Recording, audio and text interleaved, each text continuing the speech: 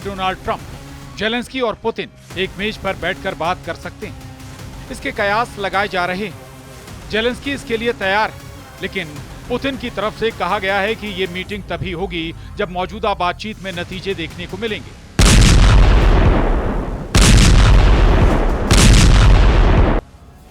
इस बीच पुतिन ने यूक्रेन के 2 शहरों को अपना सबसे बड़ा टारगेट बना लिया है, जिसे वो बफर जोन बनाना चाहते हैं। जेलेंस्की के देश पर फिर ऐसा हमला हुआ जिसने साबित कर दिया कि पुतिन के सामने चाहे ट्रंप हो या फिर उनका मिलिट्री ग्रुप नाटो, रूस किसी भी कीमत पर यूक्रेन को बख्शने वाला नहीं है। मंगलवार की रात को खार्किव पर ऐसा हमला हुआ कि आग बुधवार की सुबह तक दहकती रही।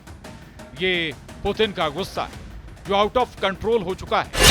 लेकिन इससे भी बड़ी खबर यह है कि अब पुतिन, ट्रंप और जेलेंस्की एक टेबल पर बैठकर बात कर सकते हैं। ऐसा दावा पुतिन के प्रवक्ता ने किया है।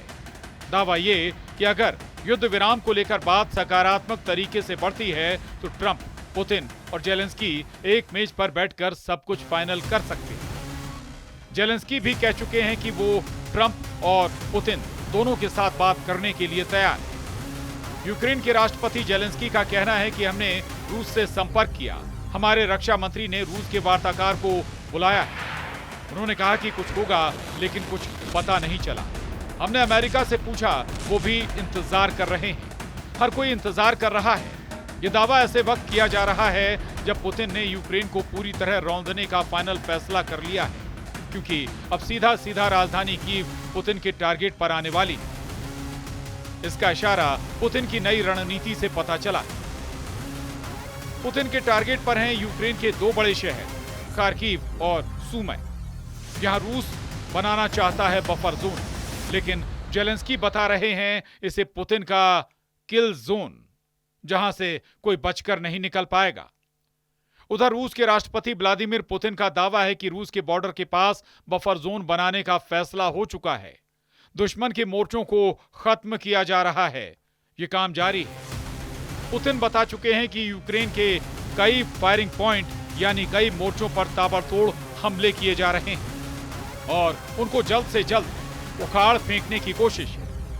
रूस ने अब तक सुमी के आसपास 6 गांवों पर कब्जा किया हुआ है। कई और गांवों और कस्बों के आसपास आमने सामने का युद्ध चल रहा है। पुतिन के टारगेट पर यूक्रेन के पूर्वोत्तर में ट्रिपल सिटी है।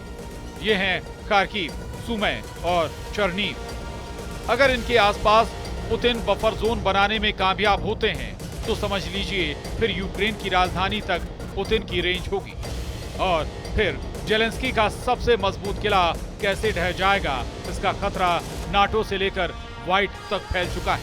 अमेरिका के राष्ट्रपति डोनाल्ड ट्रंप का दावा है कि मैं पुतिन के काम से खुश नहीं हूं। वो बहुत से लोगों को मार रहे हैं। मुझे नहीं पता कि पुतिन को आखिर क्या हो गया है। मैं उन्हें बहुत समय से जानता हूं, लेकिन वो शहरों में रॉकेट से हमले कर रहे हैं, लोगों को मार रहे हैं। मुझे ये बिल्कुल पसंद नहीं। हम बात कर रहे हैं और वो कीव और दूसरे शहरों में रॉकेट दाग रहे हैं।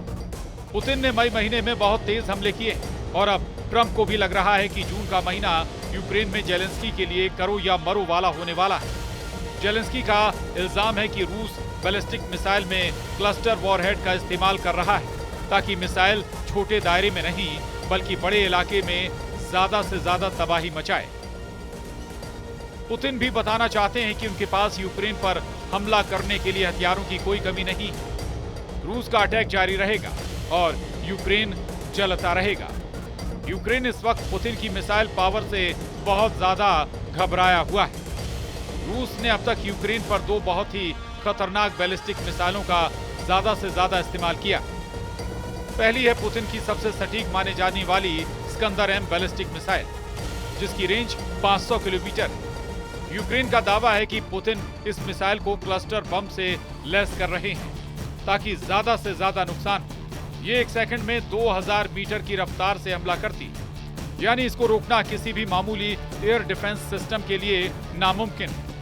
दूसरी मिसाइल है तोचका, जो बॉर्डर के आसपास के इलाकों पर इस्तेमाल की जा रही है। ये टेक्निकल बैलिस्टिक मिसाइल है जिसकी रेंज 120 किलोमीटर है। ये मिसाइल 1800 मीटर प्रति सेकंड की रफ्तार से हमला करती है।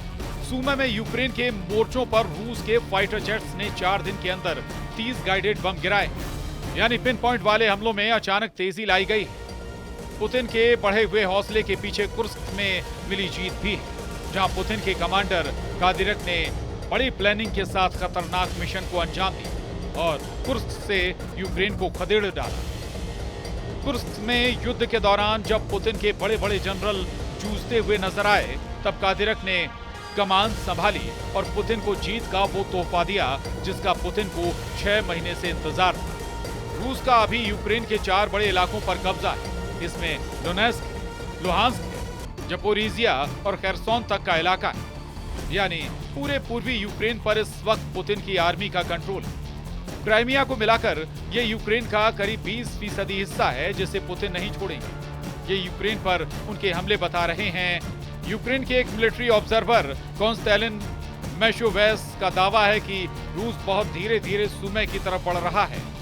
मैशोवेल्स के मुताबिक 2 हफ्तों में पुतिन की फौज सुमे में सिर्फ 1 किलोमीटर आगे बढ़ी है, लेकिन अब डॉनबास के इलाके से पुतिन ने सुमे और खार्किव के मोर्चे पर सैनिकों को भेजा है, जो रूस का युद्ध तेज करने की गारंटी जैसा है। सेना की लगातार मूवमेंट, फिर चाहे वो कुर्स्क हो या फिर डॉनबास, ये साबित करता है कि 2025 में पुतिन ज्यादा पावरफुल नजर आ रहे हैं। उनकी सेना का जोश बढ़ा हुआ है और पुतिन के कमांडर भी अब ज्यादा ताकत से यूक्रेन पर हमला कर रहे हैं। पुतिन ने यूक्रेन को हराने के लिए 3 मिलिट्री ग्रुप या 3 तरफ की सेना तैयार की। पहली है पुतिन की अपनी रशियन सेना, दूसरी है उत्तर कोरिया की फौज जो किम जोंग उन ने पुतिन के लिए यूक्रेन के फ्रंट पर भेजी, और इस वक्त ये सैनिक रशियन आर्मी के साथ मिलकर लड़ रहे हैं। और तीसरी है रमजान कादिरक की चेचन फोर्स, जो उस मिशन में शामिल होती है जिसके आगे बाकी सेना जूझती हुई नजर आती। पुतिन की सेना अब छोटी छोटी टुकड़ियों में हमले कर रही है और कई जगह वो मोटरसाइकिल पर सवार होकर भी अटैक कर रहे हैं। पुतिन की तीनों सेनाओं के पास उन इलाकों में ऑपरेशन की जिम्मेदारी है जो यूक्रेन के अंदर ही नहीं बल्कि दूसरे मोर्चे पर हो रहे हैं। रूस की सेना इस वक्त 1000 किलोमीटर के मोर्चे पर यूक्रेन के साथ लड़ रही है। खार्किव से खेरसोन तक फ्रंट एक्टिव, और रूस किसी भी मोर्चे पर जेलेंस्की को डिस्काउंट नहीं देना चाहता। पुतिन की तरफ से ऑर्डर साफ है कि अब यूक्रेन को हराने से कम किसी भी बात पर फैसला नहीं होगा। ये बात जेलेंस्की को भी बहुत अच्छी तरह से मालूम है, इसीलिए सुमे और खार्किव का मोर्चा कब ढह जाएगा इसका डर यूक्रेन की मिलिट्री लीडरशिप में ऊपर तक फैला हुआ है। जेलेंस्की को घेरने के लिए रूस ने 1.5 लाख सैनिक तैनात करने की तैयारी कर ली है। ये खबर यूक्रेन के सूत्रों से पता चली। इसमें 15 इन्फेंट्री डिवीजन है। एक डिवीजन में 10,000 सैनिक होते हैं। अगर ऐसा हो रहा है तो साफ है कि पुतिन सीज फायर नहीं, अब यूक्रेन पर डबल फायर करना चाहते हैं। पुतिन पहले ही बता चुके हैं कि उनकी लड़ाई यूक्रेन से ज्यादा नेटो की सेनाओं से, जो इस वक्त जेलेंस्की के युद्ध को तेज करने के लिए यूक्रेन में मौजूद है। अब सवाल है कि जब 1.5 लाख नए सैनिकों को शामिल करने के बाद बराबर की टक्कर होगी तो यूक्रेन को कितना नुकसान होगा, क्योंकि इस वक्त जब रूस के सैनिकों की तादाद कम है तब भी यूक्रेन हर मोर्चे पर जूझता हुआ नजर आ रहा है। सवाल है कि जेलेंस्की को 1.5 लाख नए सैनिक घेरेंगे तो तस्वीर क्या होगी, क्योंकि रूस कम सैनिक होने के बावजूद यूक्रेन पर भारी पड़ा है। रूस ने 3 साल के युद्ध में यूक्रेन में जिन जिन इलाकों में कब्जा किया है उसे लेकर दोनों तरफ हजारों नहीं लाखों सैनिकों की मौत हुई। ये दावा तो खुद यूक्रेन की तरफ से भी किया जाता है, लेकिन जेलेंस्की को साफ लग रहा है कि नए 1.5 लाख सैनिक अगर उतरेंगे तो 4 शहरों पर मुसीबत टूट सकती। पहला है पूर्वोत्तर में खार्किव और दूसरा सुमे, तीसरा है दक्षिण पश्चिम की तरफ ओदेसा और चौथा उत्तर में राजधानी कीव। इन चारों शहरों को बचाने के लिए जेलेंस्की को और मदद चाहिए होगी, फिर चाहे वो नेटो या फिर कोई और जरिया।